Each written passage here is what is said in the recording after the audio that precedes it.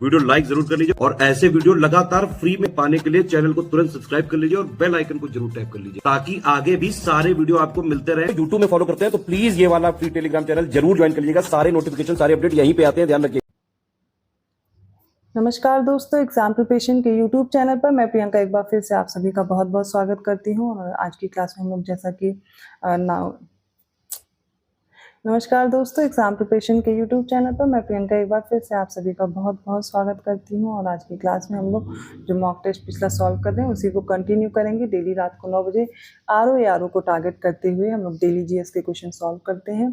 तो पूरी क्लास ध्यान से देखिए और इससे पहले भी जो क्लासेस हुई हैं वो प्लेलिस्ट में ऐड कर दी गई हैं, आप उनको भी रिवाइज करते रहिए। जो बच्चे न्यू हैं उनको बताना चाहूँगी ये क्लास डेली रात को 9 बजे आती है और इसके साथ में दोपहर 1 बजे जीएस की क्लास चल रही है। मॉडर्न इंडियन हिस्ट्री का रिवीजन भी चल रहा है और बाकी सब्जेक्ट भी साथ में कवर हो रहे हैं। तो आप दोनों क्लासेस देखते रहिए, इंपॉर्टेंट है आपके लिए। और जो भी बच्चे पेड ग्रुप ज्वाइन करना चाहते हैं ये सामने आपके नंबर दिए गए, इन पे आप कांटेक्ट कर सकते हैं। पेड ग्रुप आप ज्वाइन करके, जो कि आपका 27 जुलाई को एग्जाम है आरओ का, खासकर उसको टारगेट करते हुए मैं सीरीज चला रही हूँ। और जो बच्चे स्टडी मटेरियल को लेकर के अभी कंफ्यूज हैं तो वो ज्वाइन कर सकते हैं। आपको कंप्लीट स्टडी मटेरियल एक ही जगह मिल जाएगा, कोई अदर बुक कोई भी कंटेंट आपको ढूंढना नहीं पड़ेगा। जो डेली टारगेट मिलते हैं सिर्फ उन्हीं को फॉलो कीजिए। वीडियो रिकॉर्डेड क्लासेस मिलेंगी तो आपके सारे सब्जेक्ट कंप्लीट होंगे, साथ में आप प्रैक्टिस कर पाएंगे क्वेश्चंस की। तो क्वेश्चन आपको वैसे ही दिए जाएंगे जो आपके एग्जाम में पूछे जाते हैं। जैसे पैटर्न है एग्जाम का यूपीपी से, जैसे अब अभी पेपर हुआ था आरओ का हुआ था, या आयो का जैसा पैटर्न होता जा रहा उन्हीं पे आधारित आपको ज़्यादा से ज़्यादा प्रश्नों को हल करना है। फुल लेंथ मॉक टेस्ट है और सब्जेक्ट वाइज है, तो दोनों को ध्यान में रखते हुए तैयारी कराई जा रही है और आप उसके साथ अपनी तैयारी कंटिन्यू कर सकते हैं। तो कोर्स से रिलेटेड छोटी सी जानकारी है, ऐप डाउनलोड करके भी आप कोर्स को ज्वाइन कर पाएंगे। इसके अलावा जो बच्चे कोर्स नहीं ज्वाइन कर सकते हैं वो स्टडी फॉर सिविल सर्विसेज का जो मेन चैनल है उस पर भी प्लेलिस्ट अवेलेबल है, आप उस पर ज्वाइन कर सकते हैं। पीसीएस का भी साथ में चल रहा है कोर्स और जो अदर स्टेट पीसीएस हैं वो भी तैयारी कर सकते हैं। तो चलिए बिना देर के आज की क्लास स्टार्ट करते हैं। कुछ क्वेश्चंस ऑलरेडी हो चुके हैं, आगे आज देखते हैं। 81st क्वेश्चन है, the bacterium called salmonella bacilli is the cause of contaminated water, cholera disease, food poisoning और ब्लू ग्रीन एल्गी। इसका राइट आंसर होगा जो फूड पॉइजनिंग होती है वो साल्मोनेला बैसिलाई की वजह से होता है।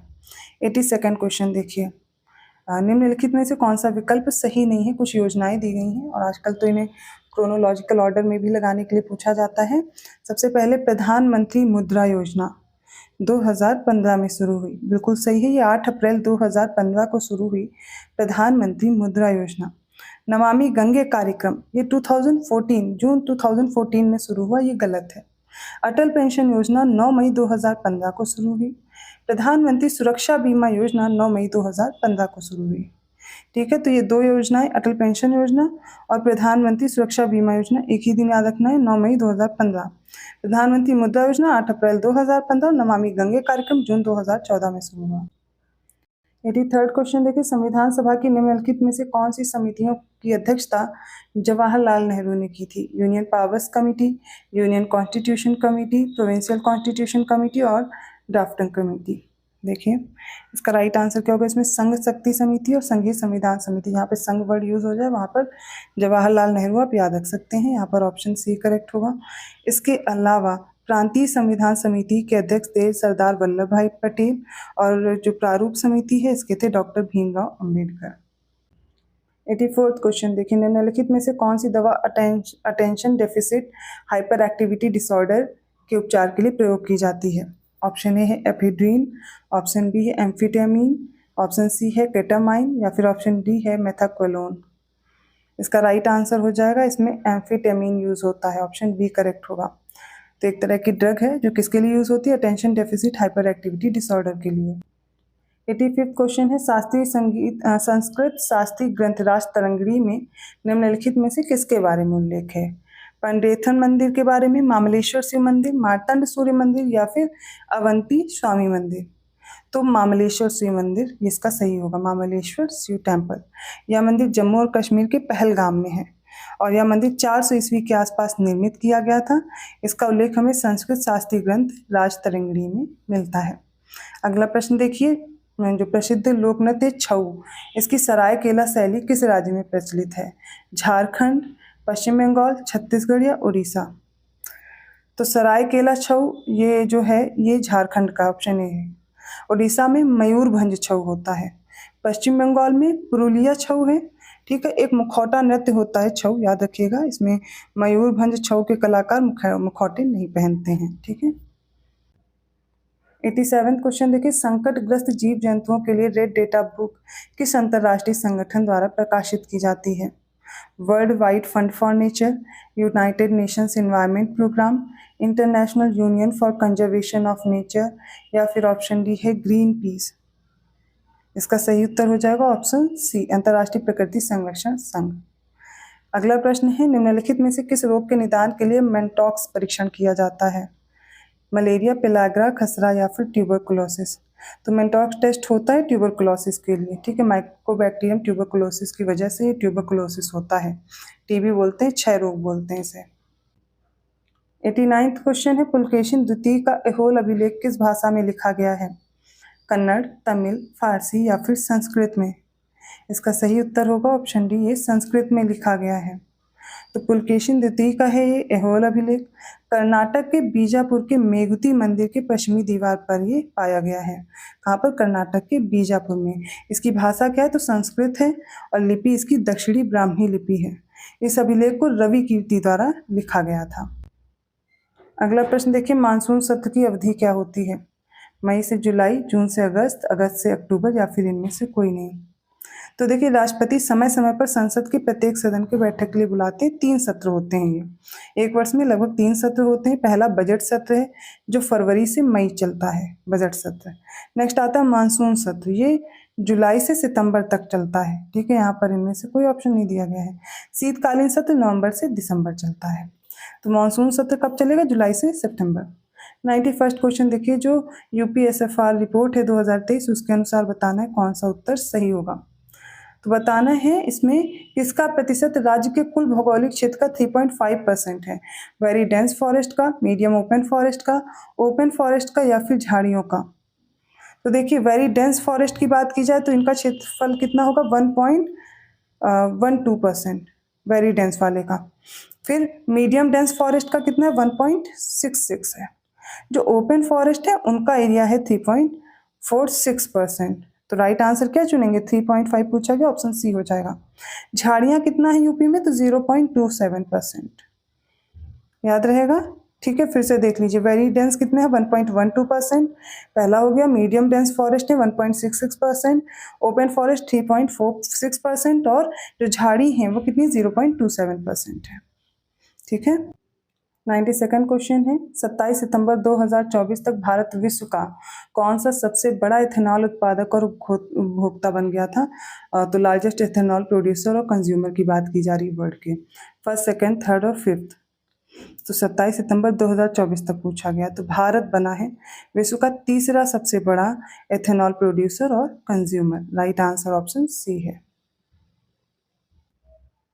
तो नया जो एग्रीकल्चर डेटा उसके अकॉर्डिंग बताना है। दोनों स्टेटमेंट देखिए कौन से करेक्ट हैं। भारत में यूपी, वेस्ट बंगाल और पंजाब मसालों के उत्पादन में 3 लीडिंग स्टेट हैं और शहद के उत्पादन में एमपी, राजस्थान और गुजरात हैं। इसका राइट आंसर होगा ऑप्शन डी, कोई भी सही नहीं है। मसालों में कौन है? सबसे पहले मसालों में याद कीजिए, पहले नंबर पर एमपी आएगा, एमपी, सेकंड राजस्थान है, थर्ड गुजरात है। तो ये आपस में ऐसे मैच कर लीजिए। शहद में कौन है? सबसे पहले यूपी है, नेक्स्ट वेस्ट बंगाल है, थर्ड पंजाब है। 94th क्वेश्चन देखिए, नवीनतम खनिज डेटा 2024 के अनुसार निम्नलिखित में से कौन सा विकल्प सही सुमेलित नहीं है? तो ऑस्ट्रेलिया बॉक्साइट में है। ठीक है, तो ऑस्ट्रेलिया, इसमें ये पूछा कि कौन सा नहीं है, ध्यान देंगे तो ऑस्ट्रेलिया बॉक्साइट में, चीन सीमेंट में है। ठीक है, चिली किस में है? ताम्रस्क में, ना कि मैक्सिको है। रूस हीरा में है। तो यहाँ पर सी ऑप्शन करेक्ट होगा। 95 देखिए, Tata electronics and Tata consultancy services TCS मिलकर किस वर्ष तक भारत के पहले घरेलू स्तर पर चिप विकसित करेंगे? 2025, 2026, 2027 या 2030 तक? तो राइट आंसर क्या हो जाएगा इसका? ऑप्शन बी, 2026 तक। 96 क्वेश्चन देखिए, लिस्ट 1 को लिस्ट 2 से मैच करेंगे। एक तरफ मिनरल्स हैं, दूसरी तरफ फर्स्ट रैंक स्टेट हैं इन देयर रिजर्व्स। हीरा, सोना, ग्रेफाइट और लिग्नाइट में बताना है। तो डायमंड में हो जाएगा एमपी, गोल्ड में कर्नाटक है, ग्रेफाइट में अरुणाचल प्रदेश है और लिग्नाइट में तमिलनाडु है। राइट आंसर है 1, 2, 4, 3, ऑप्शन बी में दिया गया है। 97th क्वेश्चन है, जो नया एग्रीकल्चर डेटा है उसमें रॉन्ग कौन सा ऑप्शन है वो देखना है, गलत विकल्प पूछा गया। पहला ऑप्शन है भारत में गन्ना और चीनी के उत्पादन में यूपी, महाराष्ट्र और कर्नाटक 3 लीडिंग स्टेट हैं। भारत में चाय के उत्पादन में असम, वेस्ट बंगाल और सिक्किम है। गेहूं के उत्पादन में यूपी, एमपी और पंजाब है। ऑप्शन डी में से कोई भी इनकरेक्ट नहीं है। तो देखिए, तो गन्ने और चीनी के उत्पादन में यूपी फर्स्ट नंबर पर है, महाराष्ट्र सेकंड है, कर्नाटक थर्ड है, सही है। चाय के उत्पादन में असम फर्स्ट है, वेस्ट बंगाल सेकंड है और तमिलनाडु तीसरा है, ना कि सिक्किम है। यही हमारा सही उत्तर हो जाएगा, क्योंकि ऑप्शन बी में थर्ड रॉन्ग दिया गया है। गेहूं में यूपी, एमपी और पंजाब 3 लीडिंग स्टेट है। 98 क्वेश्चन देखिए, यूपी बजट 2025-26 के संबंध में सही कथन बताइए।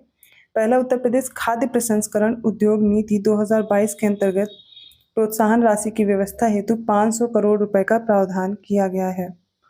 सेकंड है, पर drop more crop micro irrigation योजना के लिए 1020 करोड़ रुपए का प्रावधान किया गया है। इसका सही उत्तर ऑप्शन डी में से कोई भी कथन सही नहीं है। क्यों नहीं सही है वो समझिए। क्योंकि खाद्य प्रसंस्करण उद्योग नीति 2022 के अंतर्गत जो प्रोत्साहन राशि है वो 650 करोड़ रुपए दी गई है, ना कि 500। पर ड्रॉप मोर क्रॉप इरिगेशन जो माइक्रो इरिगेशन योजना है, इसके तहत 720 करोड़ रुपए का प्रावधान है। 99th क्वेश्चन है, इसमें एक असर्शन है, दूसरा रीजन है, बताइए कौन सा ऑप्शन सही होगा।